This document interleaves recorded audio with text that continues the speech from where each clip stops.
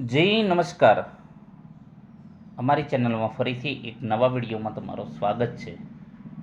મિત્રો, તમે બધા મસ્ત હશો, મજામાં હશો. તમે બધા તૈયાર હશો આવનારી હેલ્પરની ભરતી માટે.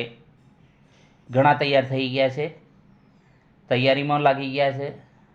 તો મિત્રો, ટૂંક સમયમાં ભરતી જાહેર થશે, પરંતુ સમય થોડો લાગી શકે, 2 મહિના 3 મહિના શાયદ લાગી શકે એવો અંદાજ છે, પરંતુ ભરતી ચોક્કસ આવશે.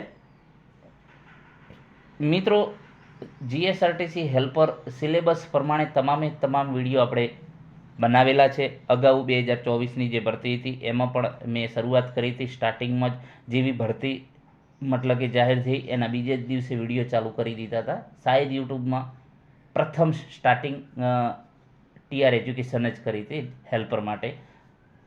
તો આ વખતે પણ આપણે તમારો સાથ સપોર્ટ હશે તો એ પ્રમાણે વિડીયો ડેલી બેઝ પર આવશે.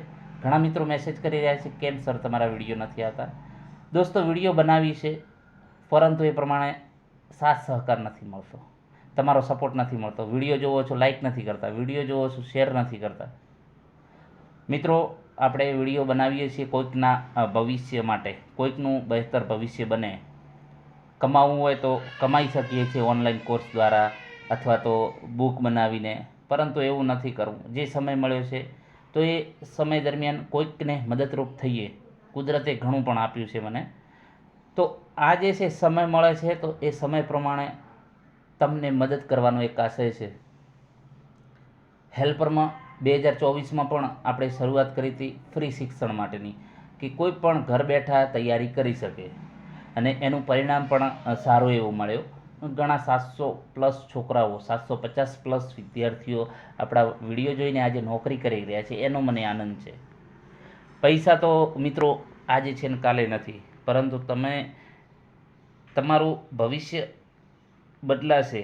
તમે વિડીયો જોઈને પાસ થશો તો મને આનંદ થશે, કારણ કે એક નાની શરૂઆતથી આજે ઘણા વિદ્યાર્થી મિત્રો સરકારી નોકરી જે સપનું હતું એ સાકાર થયું છે. તો આ વખતે પણ આપણે એક સારા ઉદ્દેશથી, કે ઘરે બેઠા નોકરી કરતા, અથવા તો કન્ડિશન સારી નથી, કેમ કે હું પણ એવી જ કન્ડિશનમાં પસાર થયેલો છું, કે નોકરી એક બાજુ કરવાની, એક બાજુ ગવર્મેન્ટની તૈયારી કરવાની, અને એ પ્રમાણે સંસાધનો પણ નહીં.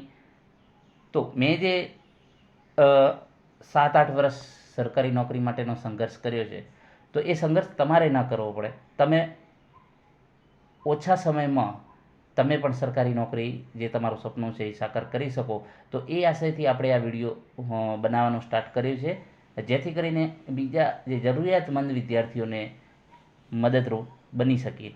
તો આ જે છે કાર્યમાં તમે પણ સાથ સહકાર આપી શકો છો. તમારી પાસે કંઈ પૈસા નથી માગતો, કે બીજી પણ અન્ય કંઈ આશા નથી રાખતો. ફક્ત એક જ આશા રાખીએ છીએ કે લાઈક કરો વિડીયોને, અને વિડીયોને શેર કરો. વધુમાં વધુ જેટલું શેર કરશો એટલો વધુમાં વધુ વિદ્યાર્થીઓને આની જાણકારી મળશે. મિત્રો, શેર કરવાનો ફાયદો એ છે કે અગાઉ 2024ની હેલ્પરની ભરતીમાં આપણા વિડીયો અઢળક બનાવેલા હતા, અને સિલેબસ પ્રમાણે તમામ જે છે કવર કરાયેલા હતા ટોપિક. પરંતુ ઘણા વિદ્યાર્થી મિત્રોને આપણી ચેનલ વિશે માહિતી નથી, કારણ કે આપણી ચેનલ નવી છે. તો કોઈને માહિતી ના હોય તો તમે શેર કરશો તો બીજા વિદ્યાર્થી મિત્રો બીજાને શેર કરશે. તમે એક ફ્રેન્ડને શેર કરશો તો એને તમે કહેશો કે આ ભાઈ બીજા પણને મોકલજે, તો એ પ્રમાણે લિંક ચાલશે તો ઘણા વિદ્યાર્થી મિત્રોને પહોંચશે. અગાઉ એક તમને કિસ્સો કહું કે જ્યારે રિઝલ્ટ આવ્યું, બરાબર, તો એ વખતે મને એક વિદ્યાર્થી મિત્રે મેસેજ કર્યો કે સાહેબ મારું સિલેક્શન થઈ ગયું, અને સાથે સાથે મારા બીજા 4 ફ્રેન્ડોનું સિલેક્શન થઈ ગયું. તો એ વિદ્યાર્થી મિત્રએ કેટલું જે છે એને ઉદાર કહેવાય, કે પોતે વિડીયો જોયા. અમુકને એવી જે છે કહેવાનો મતલબ કે અમુકને એવો સ્વભાવ હોય કે નહીં, મને ફાયદો થયો છે, બીજાને ના થવો જોઈએ, બીજો પાસ ના થવો જોઈએ, એવો અમુકને એવો સ્વભાવ હોય. પરંતુ અમુકને ઉદાર હોય કે હાલો ભાઈ, મને ફાયદો થયો છે તો બીજા મિત્રોને પણ શેર કરીએ. તો એ ભાઈએ જે છે વિડીયો જોયા, એમને સારા લાગ્યા તો બીજા મિત્રોને શેર કર્યા. આ પણ તમામ ફ્રીમાં. તો એ વિદ્યાર્થી પાસ થયો, સાથે સાથે નોકરી મળી, તો બીજા 4 વિદ્યાર્થીઓને પણ નોકરી મળી. એનું પુણ્ય એને પણ મળ્યો, કારણ કે એને ખબર છે ચેનલ વિશે, તો એને વિડીયો સારો લાગ્યો, એ બીજાને મોકલ્યા તો બીજાનું પણ ભવિષ્ય બન્યું. આ રીતે એક લિંક દ્વારા તમે બીજાને પણ શેર કરી શકો છો. બીજાનું આપણે બીજું તો કંઈ સારું ના કામ કરી શકીએ, પરંતુ એક શેર કરીને કોઈકનું જીવન બદલી શકો છો 100%. તો ચાલો વધુ સમય નહીં લઈએ, હવે જે મેઇન ટૉપિક વિશે આવીશું. જીએસઆરટીસી હેલ્પરમાં આપણે સિલેબસ વિશે વિડીયો બનાવેલો છે અને ડિટેલમાં ચર્ચા કરી છે. સિલેબસ ચેન્જીસ નહીં થાય, બરાબર. તો સિલેબસમાં કોમન જે અગાઉ પણ જે એનાલિસિસ પ્રમાણે પણ વિડીયો બનાવેલો છે, એમાં કોમન ટ્રેડ એટલે કે કોમન MCQ આવશે. તો એ કેટલા માર્ક્સના આવશે? તો 15 થી 17 માર્ક્સના આવે છે. હવે કોમન એટલે શું અને કઈ ટાઈપના પ્રશ્નો હશે, તો તેના વિશે આ વિડીયોમાં ચર્ચા કરીશું. કોમન એટલે મતલબ કે બધા ટ્રેડના જેટલા પણ ટ્રેડો સમાવેશ કરવામાં આવેલા છે, ટર્નર છે, ફિટર છે, ઇલેક્ટ્રિશિયન છે, વાયરમેન નથી, પછી ફિટર છે, MMV છે, MD છે, કાર્પેન્ટર છે, બીજા અન્ય ઓટોમોબાઈલના અંદર જે છે સમાવેશ કરવામાં આવેલો છે. તો તમામ બધા જે ટ્રેડોના છે કોમન પ્રશ્નો એ કઈ ટાઈપના હશે, તો એના વિશે આ વિડીયોમાં ચર્ચા કરેલું છે. આ ફાઇલમાં આપેલા તમામ પ્રશ્નો જીએસઆરટીસી હેલ્પરની પરીક્ષાના સત્તાવાર સિલેબસ મુજબ મહત્ત્વના ટૂલ્સ, ફાઇલિંગ, હેમર, એક્સો, ચિઝલ, ગ્રાઇન્ડિંગ, મેઝરિંગ ઇન્સ્ટ્રુમેન્ટના પ્રકરણો પ્રમાણે આમાં જે ટીક કરેલું છે સાચા છે. આમાં આ વિડીયોમાં જો વધુ વ્યૂ આવશે તો એ પ્રમાણે આપણે બીજો પાર્ટ બનાવશું, ત્રીજો પાર્ટ બનાવશું, ચોથો પાર્ટ બનાવશું. તો આ તમારે 15 થી 17 માર્ક્સ ક્લિયર થઈ જશે, તો તમને ઘણો ફાયદો થશે.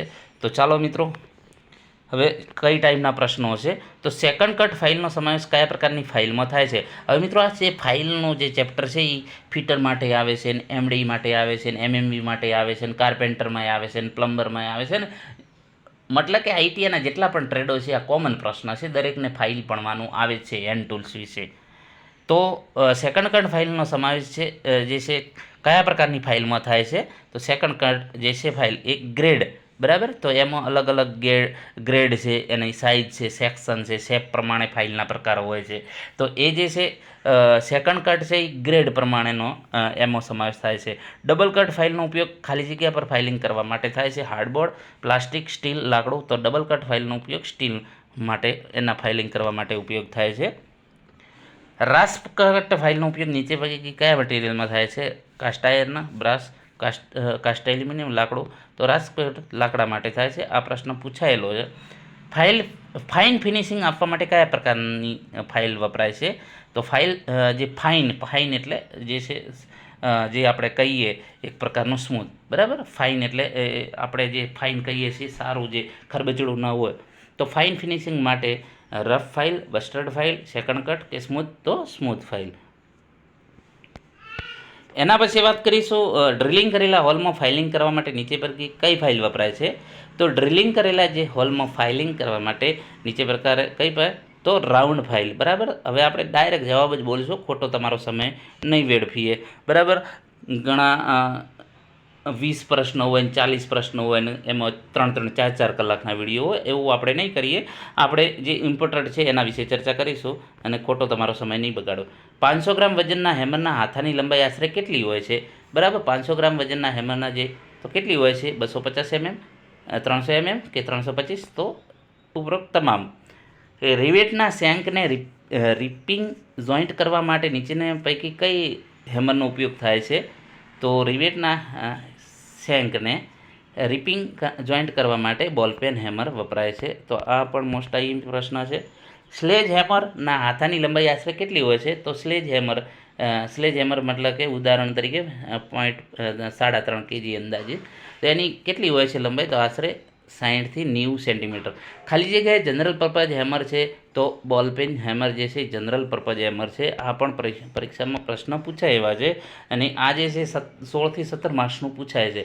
મેલેટ કયા મટીરિયલમાંથી બનાવવામાં આવે છે? તો મેલેટ જે હાર્ડવુડ અથવા તો લાકડું અથવા તો પ્લાસ્ટિક, બરાબર. એ અને બી બંને.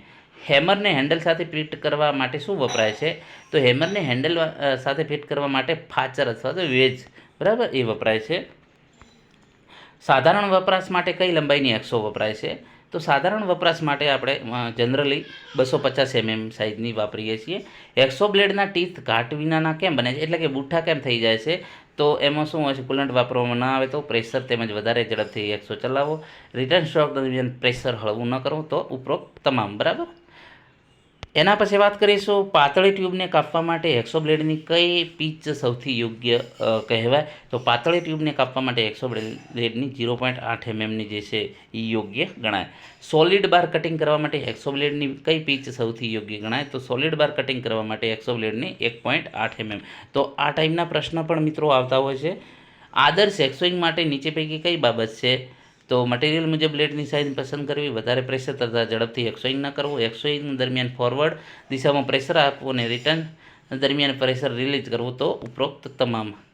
ચિપિંગ એટલે શું? ચિપિંગ કોને કહીશું? તો કે કોલ્ડ ચીજલ અને હેમર વડે જોબ પરનું વધારાનું મટીરિયલ દૂર કરવાની જે પ્રોસેસ છે એને ચિપિંગ કહેવામાં આવે છે. કોલ્ડ ચીજલ કયા મટીરિયલમાંથી બનાવવામાં આવે છે? મોસ્ટ આઈએમપી પ્રશ્ન છે. આ પ્રશ્ન વારે પૂછાયેલો છે દરેક એક્ઝામમાં. તો કોલ્ડ ચીજલ એ હાઈ કાર્બન સ્ટીલ. આ જે છે પ્રશ્નો છે દરેક ટ્રેડમાં આવતા હોય છે. મેટલ રાઉન્ડ બાર કીવે બનાવવા કઈ ચીજલ વપરાય છે? તો મેટલ રાઉન્ડ બાર કીવે બનાવવા માટે ક્રોસ કટ ચીજલ. તો મેટલ રાઉન્ડ બાર પર કીવે બનાવવા ક્રોસ કટ ચીજલ વપરાય છે. એના પછી કાસ્ટ આયર્ન માટે ચિપિંગ કટિંગ એંગલ કેટલા? આ કટિંગ એંગલ પણ પૂછાતા હોય છે. તો કાસ્ટ આયર્ન માટે ચિપિંગ કટિંગ એંગલ 60 હોય છે, 60 ડિગ્રી. બરાબર. ચિપિંગ માટે કઈ ચીજલ વપરાય છે? તો ચિપિંગ માટે મોસ્ટ આઈએમ કોલ્ડ ફ્લેટ ચીજલ વપરાય છે. માઇલ્ડ સ્ટીલ માટે ચિપિંગનો કટિંગ એંગલ કેટલો હોય છે? તો 55. આ પણ પ્રશ્ન પૂછાય છે. ચીજલના કટિંગ એંગલ કઈ બાબત પર આધાર રાખે છે?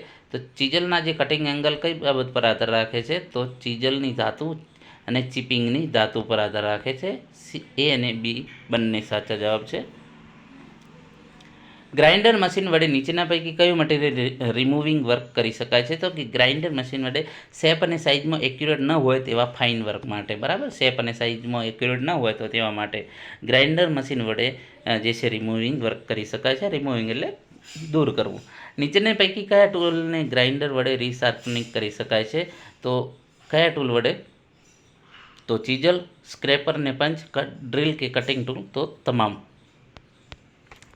એના પછી વાત કરીશું લાઇટ ડ્યુટી વર્ક માટે કયા પ્રકારનું ગ્રાઇન્ડિંગ મશીન વપરાય છે? તો લાઇટ ડ્યુટી માટે બેન્ચ ગ્રાઇન્ડર. આ પ્રશ્ન પૂછાયેલો છે. બેન્ચ ગ્રાઇન્ડર મશીનમાં ગ્રાઉન્ડિંગ વ્હીલ અને ટૂલ રેસ્ટ વચ્ચે ખાલી જગ્યા વધારે ગેપ ન હોવો જોઈએ. કેટલાથી વધારે ન હોવો જોઈએ? 2 mm. આ પ્રશ્ન પૂછાયેલો છે હેલ્પર માટે. અને બીજી પરીક્ષામાં પણ પૂછાયેલા છે પ્રશ્નો. સ્ટીલ રૂલ કયા મટીરિયલમાંથી બનાવવામાં છે? સ્ટીલ રૂલ જે છે સ્ટેનલેસ સ્ટીલ અથવા તો સ્પ્રિંગ સ્ટીલમાંથી. ઓપ્શન ડી સાચો જવાબ છે. સ્ટીલ રૂલ એ ખાલી જગ્યા છે તો ડાયરેક્ટ રીડિંગ મેઝરિંગ ઇન્સ્ટ્રુમેન્ટ છે. બરાબર. સ્ટીલ રૂલમાં સૌથી નાનામાં નાનું માપ કહી શકાય અથવા તો એની લિસ્ટ કાઉન્ટ કેવી?